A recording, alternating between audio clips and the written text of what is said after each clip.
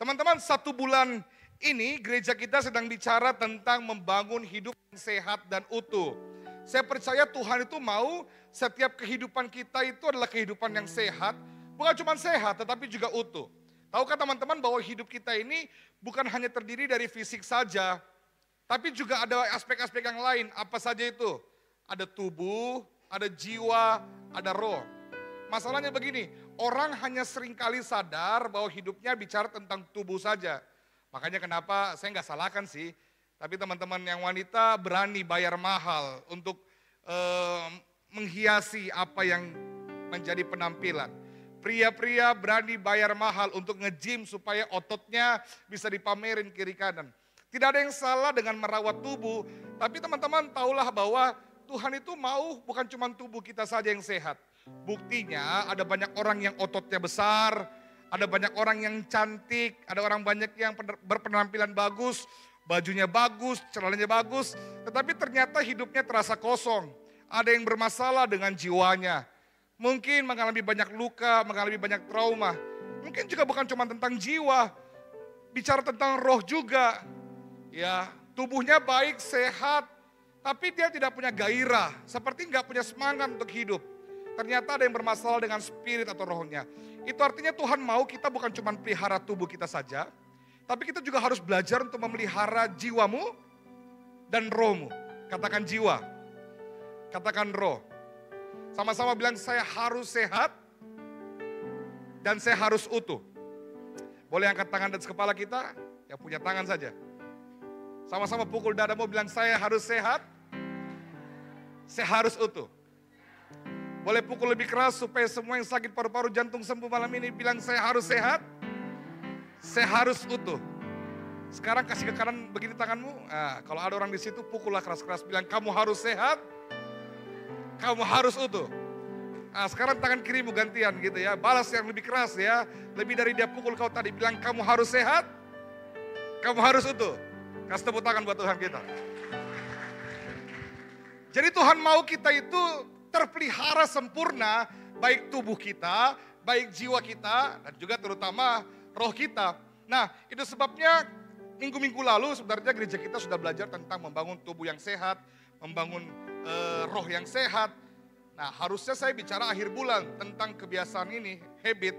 Tapi kita majukan dan kita akan belajar dulu tentang good habits atau kebiasaan yang baik. Minggu depan baru teman-teman belajar tentang jiwa yang sehat. Nah ini kan lagi banyak ngomongin mental health ya. Semuanya lagi pada anxiety, depresi gitu kan ya. Dan ini jadi hot news sekarang. Saya rasa penting buat kita belajar tentang itu. Minggu depan ada Kak Anes yang akan bagi tentang memelihara jiwa yang sehat. Boleh kasih tepuk tangan? Tapi hari ini saya mau bahas tentang ini. Ternyata tubuh, jiwa, dan roh kita itu hanya bisa terpelihara kalau kita memperhatikan bagaimana cara kita hidup. Karena begini, apa yang kita lakukan setiap hari atau kebiasaan-kebiasaan kita, itulah yang menentukan hidup kita. Apa yang kamu lakukan setiap hari, apa yang kamu makan setiap hari menentukan bagaimana tubuhmu. Kalau ngomong tubuh jangan lihat saya kayak gitu dong.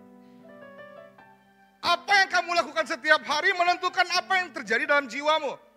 Dan apa yang kau lakukan dalam kerohanianmu sehari-hari menentukan rohmu. Ternyata hidup yang sehat dan utuh sangat bergantung kepada kebiasaan-kebiasaan kita. Makanya kita mau belajar tentang good habits atau kebiasaan yang baik. Saya mau katakan begini, kalau kau mau punya hidup yang sehat dan utuh, terpelihara sempurna, kau harus belajar untuk membangun kebiasaan-kebiasaan yang baik. Katakan amin. Saya mau kasih lihat buat kita, firman Tuhan mencatat Yohanes pasal yang ke-10 ayat yang ke-10. Kita next slide. Firman Tuhan kasih tahu kita bilang begini. Alkitab saya katakan, pencuri hanya datang untuk mencuri, membunuh, dan membinasakan. Tetapi Tuhan, Yesus kita, dia datang katanya supaya setiap kita, yang firman Tuhan katakan mereka, mempunyai hidup. Sama-sama katakan mempunyai hidup. Dan mempunyainya dalam apa? Segala kelimpahan. Tahukah kau bahwa Yesus datang ke dunia ini supaya begini, hidupmu penuh dengan kelimpahan, katakan amin. Segala sesuatu, Tuhan mau rohmu itu melimpah. Tuhan mau jiwamu juga melimpah. Tuhan mau tubuhmu juga, bukan membesar ya, tapi dalam keadaan yang baik. Kelimpahan itu adalah cita-cita Tuhan buat kita, katakan amin. Artinya, perhatikan saya, kegagalan bukan rencana Tuhan. Halo? Karena Tuhan bilang kau diciptakan dan dia hadir supaya kau hidup dalam kelimpahan. Teman-teman, friend, kalau hari ini kau sedang gagal, kabar baik buat kita. Itu bukan rencana akhir Tuhan, katakan amin. Firman Tuhan juga bilang kalau kita hidup dalam kelimpahan itu artinya kejatuhan. Bukan rencana akhir Tuhan, katakan amin. Kalau kau hari ini sedang jatuh, mungkin dalam dosa, dalam pergumulan, apapun itu kau sedang lemah, kabar baik buat kita. Itu bukan rencana akhir Tuhan. Karena Tuhan mau apa? Kita hidup dalam kelimpahan, amin. Tapi kelimpahan itu gak bisa terjadi dengan sendirinya. Harus ada sesuatu yang kamu lakukan dengan sengaja. Supaya kamu bisa menerima kelimpahan yang Tuhan sudah sediakan buat kita. Harus ada yang kita kerjakan dengan sengaja supaya kelimpahan itu menjadi bagian kita. Makanya Efesus 5 ayat 15 kasih tahu kita begini. Baca sama-sama hitungan yang keras 2, 3. Karena itu perhatikan dengan seksama bagaimana kamu hidup. Supaya kamu mengalami kelimpahan, kamu harus perhatikan dengan baik bagaimana cara kamu hidup. Friend, kita hidup di kota yang sama. Kita hidup di zaman yang sama. Kita hidup di dunia yang sama. Saya percaya Tuhan kita adil. Ada kelebihan yang saya punya, kalian tidak punya. Tapi ada kelebihan yang kamu punya, yang saya nggak punya. Semua kita Tuhan berikan porsinya masing-masing. Tetapi begini, kehidupan kita ditentukan dari apa? Keputusan kita. Tuhan tidak pernah rencanakan kita untuk gagal. Tapi hari ini, kalaupun kita gagal, kemungkinan besar sebagai manusia, mungkin ada keputusan yang salah yang kita ambil. Mungkin ada hal yang tidak kita lakukan. Atau ada kebiasaan-kebiasaan buruk yang kita lakukan setiap hari yang membawa kita kepada hal-hal yang bukan rencana Tuhan. Dan saya juga percaya bahwa orang-orang yang berhasil itu karena apa? Mereka berhasil membangun kebiasaan-kebiasaan yang baik. Dan kebiasaan itulah menolong mereka. Makanya saya catat di sini, kebiasaan itu adalah tindakan yang dilakukan secara berulang-ulang. Kalau teman-teman tanya, apa yang dimaksud dengan kebiasaan? Begini, apa yang sering kali kau lakukan, berulang kali kau lakukan, sampai kau gak perlu mikir dulu untuk lakukan itu. Kalau teman-teman bangun pagi, kita langsung diperhadapkan dengan kebiasaan. Siapa di sini kalau bangun pagi kebiasaannya tidur lagi? Yang ketawa pelaku, yang diam-diam ini tersinggung ya. Atau kebiasaan kalau kita bangun pagi kita langsung ke kamar mandi, cuci muka. Atau yang paling sering deh, kalau kita bangun pasti yang pertama kita cari apa? Oh HP, sama kita ternyata ya. Kalau saya buka Alkitab. Ada yang buka WhatsApp tapi tidak ada yang WhatsApp. Kebiasaan itu sesuatu yang kau nggak perlu pikir, tetapi itu yang kau lakukan berulang kali sampai itu menjadi gaya hidupmu. Kebiasaan apa lagi? Ada di sini orang kalau kebiasaan makan mesti pakai sambal. Halo? Nggak enak kalau kita nggak makan pakai sambal. Iya tuh. Kebiasaan apa lagi? Ada orang di sini kalau kebiasaan sebelum tidur mesti mati lampu. Iya tuh. Kalau lampu menyala kita masih kayak kerja begitu. Atau ada yang sebelum tidur kebiasaannya makan es krim dulu. Waduh, gula itu bro. Kebiasaan apa lagi kita lakukan? Ada kita di sini yang kebiasaannya bangun pagi, gosok gigi dulu. Tanya kiri kanan, kau gosok gigi tidak? Dari mukamu kelihatan tidak. Tapi kebiasaan itu sesuatu yang kita lakukan dengan sengaja. Ada orang yang kebiasaannya sebelum makan apa? Berdoa. Tidak deh, kau foto itu makanan dulu. Iya toh? Jadi kebiasaan itu adalah sesuatu yang kita lakukan berulang kali sampai menjadi bagian hidup kita yang kita gak perlu mikir, yang kita lakukan.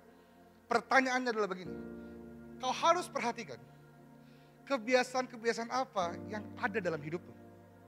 Kenapa? Saya mau bagi buat kita. Karena kebiasaanmu itu penting sekali.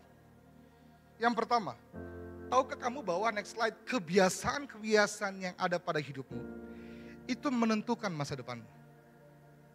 Apa yang kau lakukan di sini, friend-friend, itu sangat menentukan masa depanmu. Teman-teman tahu lagunya ini, bagaimana lagunya Komang? Ada yang tahu? Pastor Victor nih ya, duniawi sekali. Bagaimana Pastor? Bagaimana lagunya Komang, Pastor? Lagunya Raim Laude itu. Dan apabila ku bersamamu gitu ya, ku rasakan dunia gitu ya. Tapi satu kali saya sangat tertarik dengan Raim Laude. Raim Laude bilang begini, Teman-teman lihat, saya sukses hari ini, tapi tahukah kamu, saya bukan sukses sekarang. Para teman-teman nonton TikToknya Rem Lode ngomong begitu? Rem Lode bilang begini, saya sudah sukses 10 tahun yang lalu. Waktu semua orang tidur saya masih tulis lagu. Waktu semua orang belum bangun saya sudah buat materi. Teman-teman pernah dengar itu? Rem Lode bilang apa? Waktu semua orang masih nongkrong-nongkrong, saya sudah serius persiapkan kehidupan saya. Waktu semua saya punya teman-teman masih santai, saya sudah cari kerja. Jadi Rem Lode bilang begini, saya bukan baru sukses sekarang. Saya sudah sukses 10 tahun yang lalu. Waktu orang belum kenal saya, waktu orang belum tahu siapa saya, tapi saya berhasil untuk bangun sebuah hal yang baik, yaitu hidup saya. Jadi begini, ternyata apa yang kau lakukan sekarang itu sangat amat menentukan masa depanmu.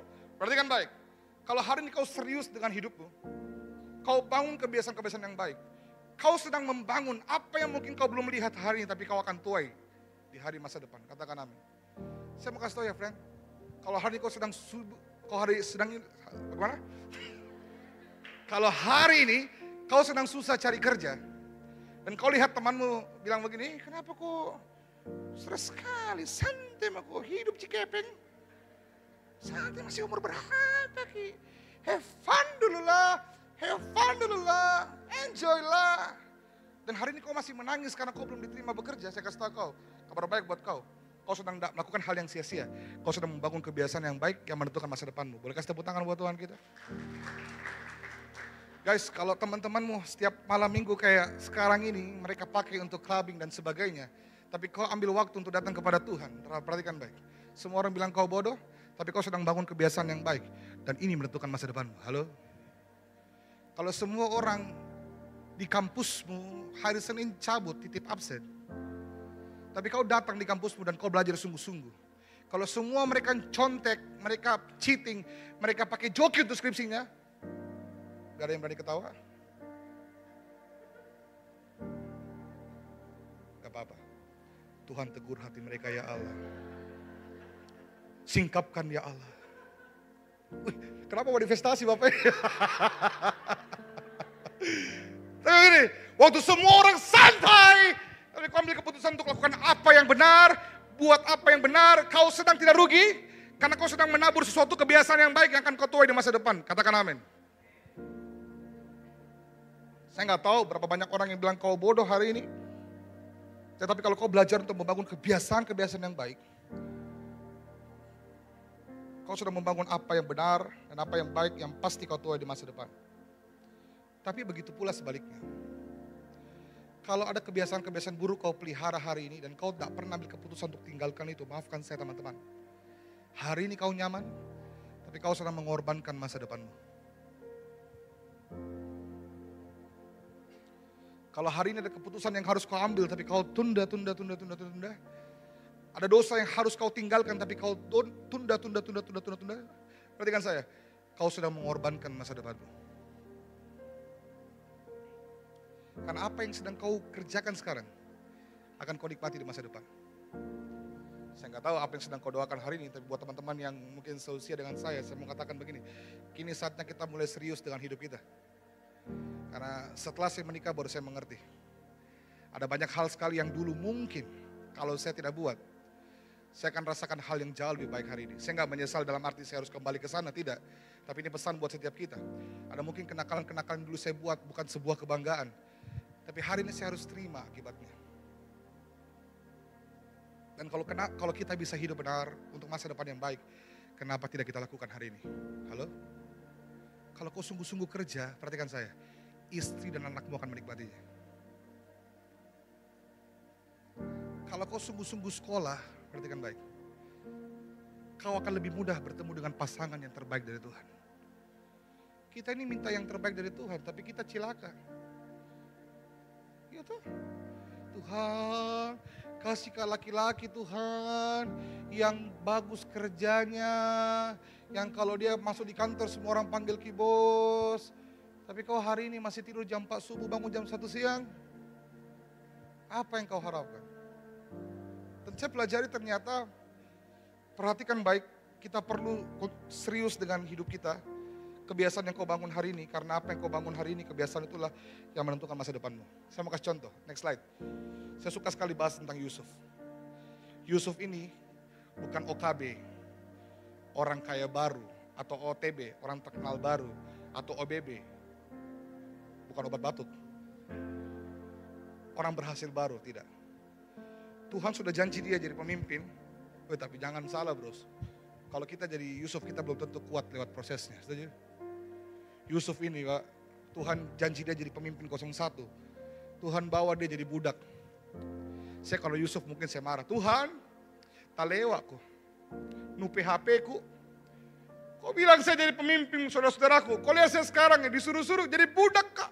Budak itu waktu itu ya, kalau hari ini kita lihat orang ART ya, kita rasa itu pembantu sebagai budak. No, budak pada saat itu, waktu kau disebut sebagai budak, perhatikan saya, kau tidak punya hak sama sekali apa-apa tentang hidupmu. Sama sekali kau bahkan tidak disebut orang. Kalau orang miskin, levelnya di sini, dia masih punya peluang untuk naik taraf hidup. Tapi kalau kau sudah budak, ibaratnya begini, kau barang yang dibeli orang. Kau bukan orang, kau barang yang orang mau pakai apa saja terserah. Pada saat itu orang kalau jahat ya, dia kesal, dia stres, dia mau marah, dia bisa bunuh budaknya berapa banyak pun yang dia mau. Budak sama sekali tidak ada artinya. Bayangkan kalau Yusuf jadi budak, dia bilang begini, bagaimana ceritanya ini, saya Tuhan kau janjikan jadi pemimpin, nah saya sekarang jadi budak. Sangat tidak mungkin. Ya perhatikan, ada satu kebiasaan yang baik yang Yusuf lakukan. Sehingga Tuhan bisa pakai luar biasa hidupnya, bisa naik sampai kepada level yang kita nggak sangka-sangka.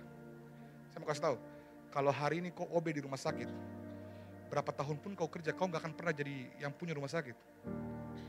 Tapi Yusuf dari budak, Tuhan bawa pemimpin negara itu. Apa yang buat Yusuf begitu luar biasa? Perhatikan, saya pelajari. Kebiasaan Yusuf adalah apa? Yusuf bertanggung jawab. Kenapa? Karena waktu jadi budak, dia jadi budak yang disayang. Kalau dia budak yang disayang, gak mungkin kerjanya sembarangan, betul? Pasti kerjanya beres. Setelah jadi budak, difitnah masuk penjara. Alkitab bilang apa? Di penjara, dia jadi budak terbaik. Jadi narapidana terbaik. Napi terbaik, gak mungkin malas-malasan, betul? Bayangkan, jadi napi aja terbaik bro. Saya gak tahu dia kerja apa di penjara, tapi dia jadi napi yang terbaik. Artinya apa? Yusuf ini bisa dipercaya, betul? Bertanggung jawab, betul? Perhatikan, setiap tanggung jawab yang Tuhan berikan ke Yusuf, Yusuf kerjakan dengan baik, sehingga apa? Tuhan bawa Yusuf, perhatikan, yang mustahil dari budak, sampai ke titik posisi yang paling tinggi. Teman-teman yang bekerja, orang mau benci kau bagaimanapun, itu bosmu mau injak kau. Di tempat kerjamu orang mau kalasi kau, mau nak kasih jatuh kau, mau nak kasih keluar kau dari tempat kerja. Tapi kalau kau berintegritas, kau bertanggung jawab, perusahaan saya yang kasih keluar kau, dia akan bela kau mati-matian. Setuju? Jangan kejar promosi. Siapa yang bisa promosikan dari budak sampai pemimpin negara? Cuman Tuhan yang bisa. Tapi bagaimana caranya Tuhan mau promosi kau di tempat kerjamu? Kalau kau nggak punya kebiasaan untuk bertanggung jawab. Halo? Setuju dengan saya? Jadi ternyata kebiasaan kita menentukan masa depan kita. Kalau dari sejak kau kuliah, kau organisasi, kau bisa dipercaya, kau bisa pimpin orang, siap-siaplah Tuhan pakai kau jadi pemimpin di perusahaan. Saya berdoa teman-teman paham apa yang saya bagikan. Yang paham boleh kasih tepuk tangan buat Tuhan kita. Ternyata bukan itu. Kenapa kebiasaan itu penting? Satu, kebiasaan menentukan masa depan. Dua, perhatikan saya. Next slide. Kebiasaan menentukan kemenangan. Saya tidak tahu peperawangan apa yang sedang kau hadapi hari ini. Masalah apa yang sedang kau hadapi hari ini. Tapi kalau kau punya kebiasaan yang baik, saya rasa kau punya kekuatan untuk menghadapi itu. Kita sudah banyak ngomong soal kekuatan kemarin di Karena Rantau ya. Saya berdoa teman-teman hadir. Tapi saya mau ceritakan satu orang tentang Daud. Next slide. Teman-teman ingat apa dari Daud? Daud mengalahkan Goliat, betul? Itu yang paling sering kita dengar tuh.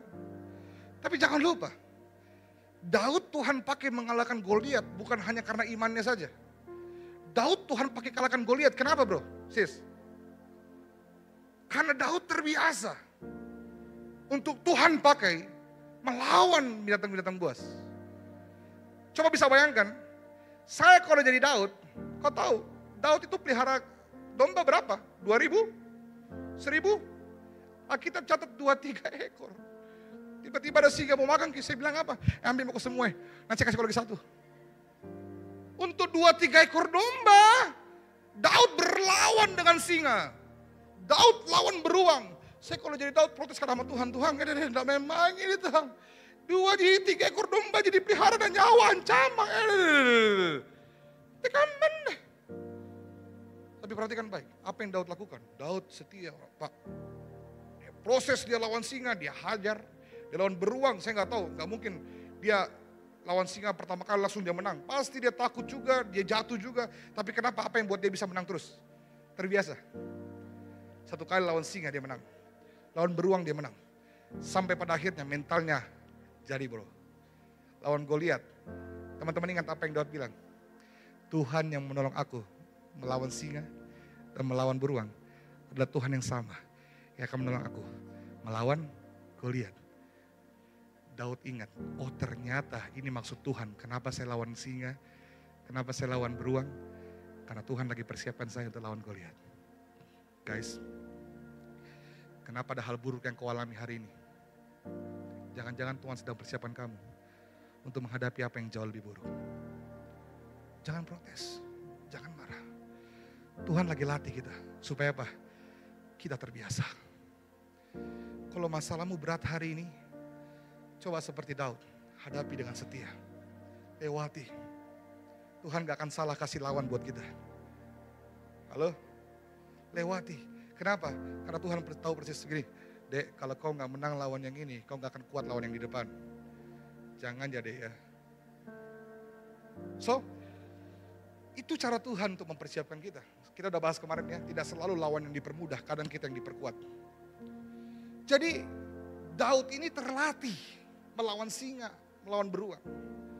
Makanya hari ini Tuhan sedang latih kita juga. Kalau Tuhan buat hidupmu gampang terus, enak terus, kau gampang sekali kalah bro. Satu kali ada masalah di keluargamu, rumah tanggamu, kau hancur. Tapi kalau hari ini saya mau katakan, kalau kau sudah terbiasa melewati berbagai macam pergumulan masalah dan Tuhan tetap bela kau, saya tahu persis, satu hari kau akan menghadapi masalah yang besar mungkin di keluargamu, sama suamimu, sama istrimu, sama anak-anakmu, siapapun itu. Seperti Daud berkata, Tuhan yang menolong aku melawan singa dan beruang adalah Tuhan yang sama yang akan menolong aku melawan Goliat. Kau pun juga dapat berkata, Tuhan pernah tolong saya melalui hal yang begitu buruk. Tuhan yang sama yang akan tolong saya hari ini. Mari kasih tepuk tangan buat Tuhan kita. Jangan protes waktu badai datang. Karena orang yang terbiasa menghadapi badai gak akan kalah lawan gerimis. Setuju? Kalau hari ini sedang ada badai, minta Tuhan kuatkan kau. Kasih tepuk tangan buat Tuhan. Yang ketiga. Oh ini dia, Roma 5:34. Masuk aja deh yang ketiga. Next slide. Kenapa kebiasaan penting? 1, kebiasaan menentukan apa tadi? Masa depan. 2, kebiasaan menentukan apa? Kemenangan. Daud bisa menang lawan Goliat karena Daud terbiasa lawan singa, lawan beruang. Kalau kau gak terbiasa untuk mengalahkan pergumulan, kau gak akan siap untuk menang kepada pergumulan-pergumulan yang jauh lebih berat. Setuju? Jadi setiap masalah pergumulan nikmati itu sebagai latihan untuk kau jadi jauh lebih kuat. Setuju? Firman Tuhan memang bilang begini, masalah-masalah yang kau hadapi tidak akan lebih daripada kekuatanmu. Saya pelajari ada 2 jenis masalah. 1, yang tidak lebih besar dari kekuatan kita. 2, masalah yang Tuhan pakai untuk memperbesar kekuatan kita. Ada masalah-masalah yang memang terasa lebih besar dari kita. Bukan karena memang Tuhan sengaja untuk bikin hancur kita, tidak. Tapi untuk angkat kita supaya lebih tinggi daripada masalah itu. Untuk memperbesar kekuatan kita. Itu dia. Dan yang ketiga, kebiasaan itu penting. Karena saya percaya kebiasaan itu menentukan respon. Ingat Daniel. Daniel ini next slide. Takut Tuhan. Firman Tuhan catat 3 kali dia sehari berdoa. Artinya apa? Kerohaniannya bagus bro. 1 kali cobaan datang, diperhadapkan dengan apa? Hidup atau mati. Kalau kau, karena dia tidak makan makanan persembahan raja, dia harus dilempar kepada gua singa. Sebenarnya sangat gampang untuk Daniel lepas dari gua singa. Tinggal makan aja bro. Saya kalau disuruh makan, saya gak akan tolak. Makan apa susahnya makan. Dan kalau kita makan makanan raja, tidak mungkin yang tidak enak. Itu kalau coto yang dia makan raja, itu rajanya sapi yang dipakai. Itu kuahnya, ih deh. Di mana contoh dekat sini, habis ini kita makan deh. Pokoknya kalau makanan raja itu pasti makanan yang paling enak. Tapi apa yang buat Daniel begitu kuat? Tidak tergoda loh dia, strong, punya pendirian yang teguh. Karena Daniel terbiasa hidup benar. Jadi waktu godaan datang, gak susah buat dia untuk nolak. Masalahnya kita hari ini, bagaimana responmu melawan dosa? Kalau kau terbiasa jatuh pada dosa-dosa yang kecil, siapkan dirimu untuk jatuh pada dosa yang besar. Kalau kau terbiasa toleransi dengan hal-hal yang kecil, siapkan dirimu untuk jatuh kepada hal-hal yang besar. Kalau kau nggak serius dengan apa yang orang anggap kecil, jangan pernah berharap Tuhan percayakan kepada apa yang besar. Kenapa Daniel bisa melawan godaan yang besar? Hidup atau mati? Karena dia setia melawan godaan yang kecil. Apa itu? Malas berdoa, malas teduh. Daniel 3 kali sehari dia berdoa. Jadi Daniel tuh terbiasa untuk hidup dengan benar. Kenapa kok gampang sekali jatuh sama godaan hasutan pacarmu yang berbisa itu, rayuan maut Klaten itu. Kenapa kita nggak bisa tolak ya? Kayaknya nggak bisa ketolak, kayak jatuh cinta sekali kak, makamuku itu jatuh cinta. Kenapa kita kalau ada orang yang hasut sedikit gampang sekali jatuh dalam dosa? Berarti kan kita nggak terbiasa untuk hidup benar dari hal-hal yang kecil. Tapi kalau kau seperti Daniel, kau jaga hidupmu baik, kau jaga hal-hal yang benar dari hidupmu, maka saya percaya kau siap untuk diperhadapkan dengan godaan-godaan yang besar. Amin. Sederhana sekali, biasakan dengan hal yang kecil. Saya tahu hari ini saya juga naik motor masih sering sekali melawan arah dan sebagainya. Apalagi kalau di depan situ kodong itu Tuhan Yesus mau mutar lagi nih ditondro. Itu ditondro tuh kalau kita, wih jauhnya kita muter itu, lebih lawan arah sedikit tuh. Bukan ditondro, apa itu yang di veteran kayak itu. Yang kalau ke kiri ini kita mau ke mana? Mapaudang. Kalau kita mau ke kiri kita mau ke Malengkeri. Kita kan mau ke gereja kan lewat sini tuh veteran tuh. Banyak orang lawan arah terobos begini menengah tuh. Saya juga sering itu. Saya jujur-jujur aja, mimbar bos. Kita bohong, bahaya kita. Bisnis. Tapi tidak jarang Tuhan tegur saya. Saya sudah mau melawan begini, enggak boleh. Bukan karena orang lihat saya enggak damai sejahtera untuk lakukan itu, betul, setuju. Sampai hari ini masih sering sekali Roh Kudus itu iseng. Bagi saya Roh Kudus itu iseng. Karena di waktu-waktu yang saya enggak harapkan dia tegur saya untuk sadar bahwa itu hal yang tidak benar. Kalau kita terbiasa untuk toleransi pada hal yang kecil, siapkan diri kita untuk jatuh kepada hal yang besar. Tapi kalau kau terbiasa hidup benar untuk hal yang kecil, kau akan dipercayakan Tuhan kepada hal-hal yang besar. Kasih tepuk tangan buat Tuhan. Daniel setia pada hal kecil, Tuhan bawa dia merespon yang benar kepada hal yang besar.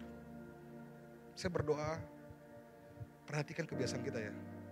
Kalau kau terbiasa bohong sis, maafkan saya, untuk hal-hal yang kecil, supaya orang lihat kau, wah begitu, kau bikin cerita. Kau cerita bilang, ada 9 kudaku di rumah. Banyak ada kudanya tahu nih. Dulu lalu 20. Wih, banyak nih. Supaya orang bilang, wah begitu. Kita terbiasa buat cerita, siap-siap hidup akan hidup kepada begitu banyak kebohongan yang besar. Laki-laki. Kasih tahu kiri kanan bilang, kau laki-laki atau bukan? Yang dulu sama laki-laki ya, jangan kasih tahu perempuan laki-laki, dia bukan laki-laki. Tapi kalau kau terbiasa cheating dengan hal yang kecil, jangan kaget kalau iblis bisa pakai kau untuk selingkuh dan cheating untuk hal yang besar. Seriously. Saya belajar sama JJ juga, ya tidak sempurna. Masih lebih sering minta maaf daripada minta izin. Tapi saya berusaha untuk belajar untuk jujur setiap saat sama istri saya. Karena saya tahu setiap kebohongan sekecil apapun yang saya sembunyikan dari istri saya, di tempat yang kecil itu iblis bisa pakai untuk hancurkan hidup saya. Kita pernah belajar itu ya, tentang hal kecil, dark corner itu ya, kita sudah belajar itu. Jadi kebiasaan selingkuh itu bukan langsung tiba-tiba terjadi, tutup mata, minta maaf, hilaf kak, enggak itu. Itu terjadi kalau orang selingkuh dimulai dari mana? 1, pura-pura gila ndak balas WhatsApp. Iya tuh. Masuk WhatsApp kita enggak baca, bukan kita enggak lihat. Yang kedua, pura-pura gila, kita pergi enggak izin. Kalau yang punya pasangan pasti relate dengan ini. Yang enggak punya pasangan berdoa, sebentar malam kita doakan. Tuhan tolong, kasihan banyak sekali juga yang Tuhan. Tapi begini, karena kau enggak terbiasa benar dengan hadiah kecil, kau cheating kecil, kau enggak sadar tiba-tiba kau jatuh kepada cheating yang besar. Sekali lagi, Daniel responnya benar karena terbiasa hidup dengan benar. Yuk fokus sama apa yang bisa kita buat. Hal-hal kecil, selalu hal-hal kecil. Teman-teman sampai sini paham? Boleh kasih tepuk tangan buat Tuhan. Kenapa habits itu penting? Kenapa kebiasaan itu penting? Kebiasaan menentukan masa depan, kebiasaan menentukan kemenangan, dan kebiasaan menentukan respon. Maafkan saya. Tapi kalau kau terbiasa ada masalah, kita udah bahas kemana anak rantau ya. Kalau kau terbiasa ada masalah, kau lari ke pelarian dosa. Kalau kau ada masalah, kau larinya ke, maafkan saya, hal-hal yang buat kau jatuh dalam dosa. Baik minuman keras, seks bebas, pergaulan buruk, dunia malam. Kalau kau terbiasa lari ke situ, maka setiap kali kau ada masalah, kau akan kembali pada itu. Makanya kita perlu belajar untuk membiasakan diri kita, bangun kebiasaan-kebiasaan yang benar. Bangun habits yang benar. Kalau kau mau responmu kepada dosa benar, bangun kebiasaan yang benar.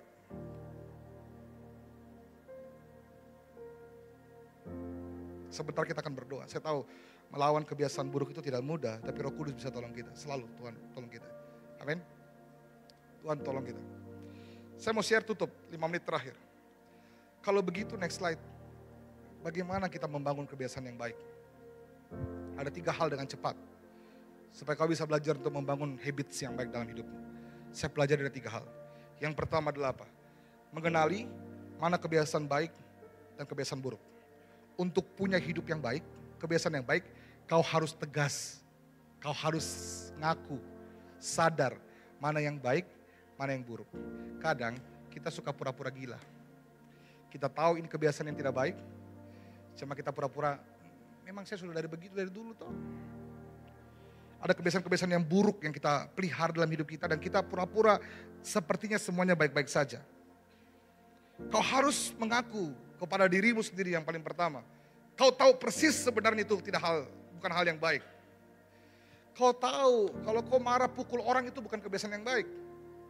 Kau tahu kalau ceritai orang, gosipi orang itu bukan kebiasaan yang baik. Kau tahu kalau kau disuruh pergi belanja, kau tidak kasih kembaliannya itu bukan kebiasaan yang baik. Kau tahu kalau kau makan di rumahnya orang, kau ambil paling banyak, itu bukan kebiasaan yang baik. Sebentar kita makan, kita lihat siapa yang ambil paling banyak. Bercanda ya, jangan tersinggung. Nanti kalau yang kurang bisa tambah 3 kali. Punya saya teman-teman ambil tidak apa-apa, saya lagi intermittent.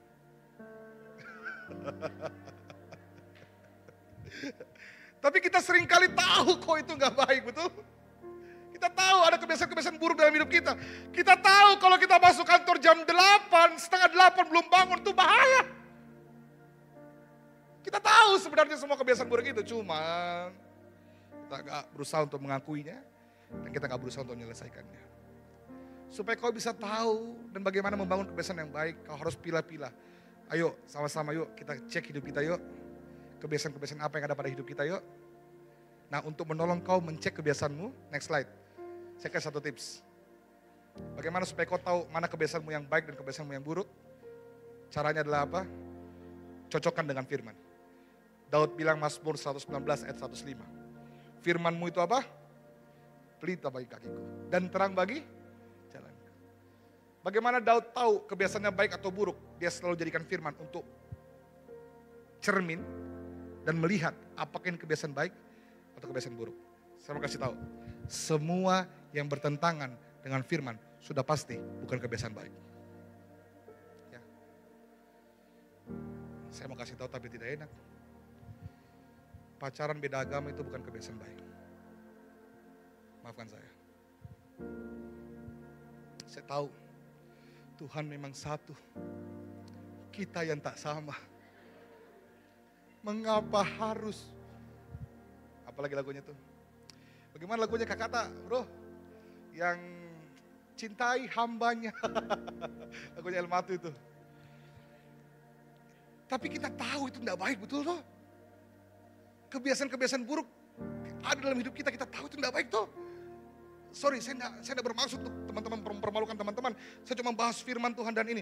Kalau kau tahu, ini kabar baik. Minimal kau sadar dulu. Dan setiap hal yang kau akui di hadapan Tuhan, Tuhan mau sembuhkan. Tuhan pasti sembuhkan. Dosa pada awalnya mungkin membuat kita terasa malu. Tapi pada akhirnya melegakan kita. Ya toh? Kalau kau udah dilepaskan dari dosa itu, kau bebas, merdeka. Jadi izinkan Tuhan untuk singkapkan melalui firman-Nya. Mana kebiasaan yang baik, mana kebiasaan yang buruk. Maafkan saya, berhutang bukan kebiasaan baik. Shopee Pay-mu itu bukan kebiasaan baik. Izinkan firman Tuhan mensingkapkan hari ini, supaya apa? Minimal kau tahu dulu itu bukan kebiasaan baik. Setelah itu, perhatikan saya. Setelah kau tahu yang mana yang kebiasaan baik dan kebiasaan buruk, kita manusia, kita sangat terbatas. Disitulah kita butuh Tuhan. Bawa kebiasaan burukmu datang pada Tuhan. Hanya orang yang mau ngaku pada Tuhan yang mendapatkan kelepasan. Firman Tuhan bilang begini, mari kepadaku yang letih lesu berbeban berat. Tuhan ajak semua yang letih lesu dan berbeban berat. Saya mau tanya, siapa yang akan mendapatkan kelegaan? Sederhana. Orang yang sadar, dialah orang letih lesu itu. Dan yang kedua, orang yang mau ngaku. Kalau Tuhan panggil, ayo yang letih lesu, maju kepadaku sini, aku berikan kelegaan. Terus ada yang mopok di belakang. Tahu kayaknya itu dipanggil. Saya enggak deh. Saya enggak sih. Kau saja. Kami. Bukan saya, bukan. Saya memang hampir mati ya, tapi masih baik. Kau dulu. Selama kau enggak mau ngaku dan kau nggak sadar kau udah hampir mati, kau nggak akan mendapatkan kelegaan, betul? Tapi kalau kau sadar Tuhan, ternyata ini bukan kebiasaan baik. Saya sudah lama tahu, tapi saya butuh Tuhan. Yuk kita datang sama-sama kepada Tuhan. Saya pun juga hari ini masih banyak kebiasaan buruk. Kalau saya sudah baik semua, kalian udah lihat saya di sini. Saya di surga. Iya toh. Tapi mari saya ajak kita home, come on, di rumah untuk kita bertumbuh bersama. Ini rumah untuk kita ngaku yang mana kebiasaan buruk kita dan Tuhan pulihkan kebiasaan buruk kita. Tidak ada satupun yang lebih baik di tempat ini. Even saya yang di atas mimbar. Kita semua sama. Sama-sama orang yang butuh Tuhan. Kasih tepuk tangan buat Tuhan. Yang pertama, tidak bisa kau bangun kebiasaan yang baik kalau kau nggak berusaha untuk kenali mana yang baik, mana yang buruk. Dan mesti tegas tentang itu. Jadikanlah firman sebagai pemisahnya. Yang kedua, kita juga udah tahu ini bagaimana cara bangun kebiasaan yang baik. Baca sama-sama yang kedua, 2, 3. Siapa yang mengelilingimu menentukan hidupmu, bro. Betul, percaya baik. Firman Tuhan bilang kau tidak baik seorang diri. Tuhan memberikan kau Ezer. Ezer itu penolong atau orang yang mengitari. Perhatikan saya, kalau kau mengitari dirimu dengan orang yang suka ngomong kasar, kau cepat atau lambat, jangan kaget kau akan ngomong kasar. Kalau kau dikelilingi dirimu dengan orang yang cepat putus asa, jangan kaget kalau kau cepat atau lambat, kau akan jadi orang yang mudah putus asa. Karena siapa yang mengitari kita itu menentukan kebiasaan kita. Firman Tuhan bilang apa? 1 Korintus 15 ayat 33. Baca dengan jelas. Next slide, hitungan yang ketiga. 1, 2, 3. Janganlah kamu, kasih tahu sebelah kanan itu bilang, jangan kau sesat. Kasih tahu sebelah kiri bilang, kau juga jangan sesat. Kau lebih sesat. Kita sering sekali baca ini ayat, tapi kita nggak ngerti bahwa pergaulan yang buruk merusak kebiasaan yang baik. Masalahnya kalau kita berdoa buat pacar, kita mau yang bad boy. Kalau nggak bad boy nggak asik, Pak. Kalau kita berdoa buat pasangan, kita mau yang cegil. Kalau nggak cegil nggak asik, Pak. Iya tuh. Iya tuh. Kalau kau masuk di kampus, kau cari siapa yang tongkrongannya paling asik. Karena itu yang kita butuhkan. Yang bisa temani kita cabut dari kelas. Kita sengaja cari yang jelek. Padahal kita tahu bahwa yang buruk itu merusak kita yang baik. Kalau firman Tuhan bilang pergaulan yang buruk merusak kebiasaan yang baik. Ini kabar baik buat kita. Ternyata sama halnya dengan pergaulan yang baik bisa memperbaiki kebiasaan yang buruk. So this is home. Untuk ini, komunitas ini ada. Waktu kita memulai ini, ada banyak hal keraguan. Siapa yang mau datang hari Sabtu malam? Kita sudah, terakhir kita home kapan ya? Tahun lalu lah. Mister Mike ya. Kita memulai baru lagi kayaknya, agak loyo karena sudah mau Natal lagi nih, pasti sibuk orang persiapan Natal. Tapi saya bilang sama Om Yoyo, sama Victor, sama teman-teman, kita jalan aja. Kalaupun juga yang datang cuma 5-10 orang, berarti 5-10 orang itu butuh pergaulan yang baik untuk memperbaiki kebiasaan yang buruk. Saya berdoa di tempat ini, Tuhan memperbaiki engkau. Kita semua sama. Tempat ini bukan tempat orang sempurna.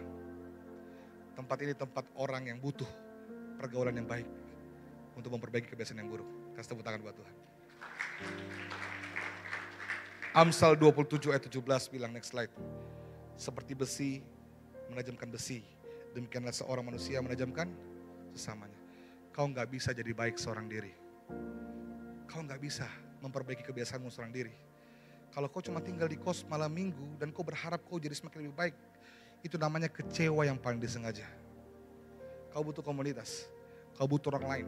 Karena hanya besi yang bisa menajamkan besi. Hanya orang yang bisa memperbaiki orang. Dan hanya orang juga yang bisa bikin rusak orang. Makanya hati-hati, siapa orang yang sama-sama dengan kau. Kalau kalian rusak dua-duanya, datang sini. Setidaknya di sini masih ada orang yang baik sedikit. Kenapa saya ketawa tidak percaya sekali sama tempat ini? Tapi saya berdoa, Tuhan rindu, siapapun kita yang datang, kita tumbuh menjadi semakin lebih baik. Kasih tepuk tangan. Yang terakhir, saya sedang well singer maju ke depan, saya sudah selesai. Overtime 4 menit. Bagaimana membangun kebiasaan yang baik? 1, kenali mana kebiasaan yang baik. Ini kebiasaannya bukan kebiadaan. Kenapa jadi kebiadaan? Kenali mana kebiasaan yang baik dan yang buruk. Mesti tegas sama yang buruk-buruk itu. Guys, ini saya hampir lewatkan begini. Tuhan tahu yang kau hadapi. Kebiasaan-kebiasaan burukmu itu Tuhan tahu, bukan Tuhan tidak tahu.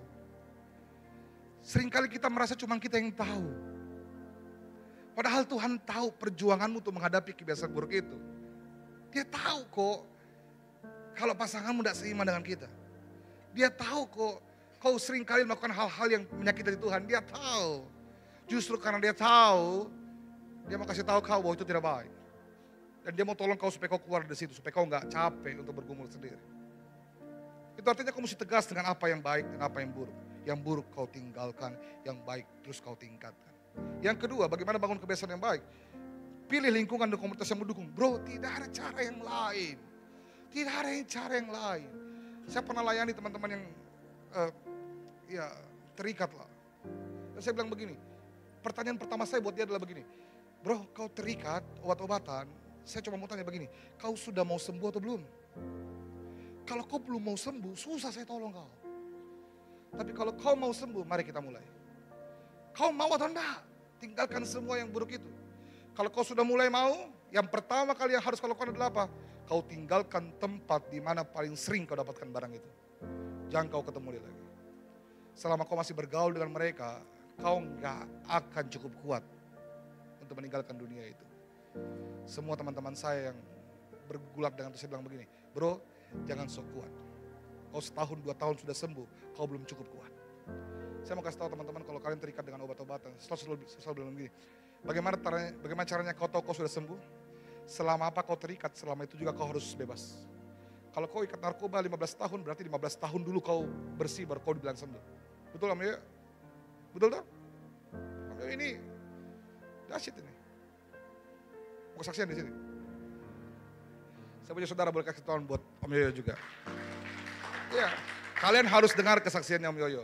Dan tidak akan kuat. Betul Om Yoyo, kita mesti tinggalkan dunia itu ya. Kalau kita tidak tinggalkan dunia itu, akan selalu ada banyak cara untuk kita kembali ke situ. Orang bilang kalau narkoba itu dekat dengan apa? Kalau kita punya uang, tidak. Kalau kau punya link, betul Om Yoyo? Walaupun kau tidak punya uang, kalau linkmu kau jalankan dengan baik, kau bisa dapat barang. Sama dengan dosa. Kalau kau terus tinggal di tempat itu, bagaimana caranya kau bisa sembuh dari itu? Bagaimana caranya supaya kau bisa Sembuh dari itu, kau keluar dari situ. Kalau kau berdua di situ, bawa ke temanmu. Kalau kau berlima, bawa ke lima. Kalau mereka tidak mau ikut, kau keluar sendiri. Gitu. Minimal kalau kau sudah cukup kuat, kau bisa ajak 5 orang yang lain untuk bantu bawa 5 orang ini. Yang terakhir, bagaimana supaya kau bisa membangun kebiasaan yang baik? Mulai dari tindakan kecil yang konsisten. Next slide. Perjalanan 1000 mil selalu dimulai dari 1 langkah. Kita tidak sempurna, tapi minimal kita mulai aja dulu kayak Tokopedia. Gitu? Karena kalau kau nggak mulai, kau nggak akan sampai. Sekarang kita makin berdiri.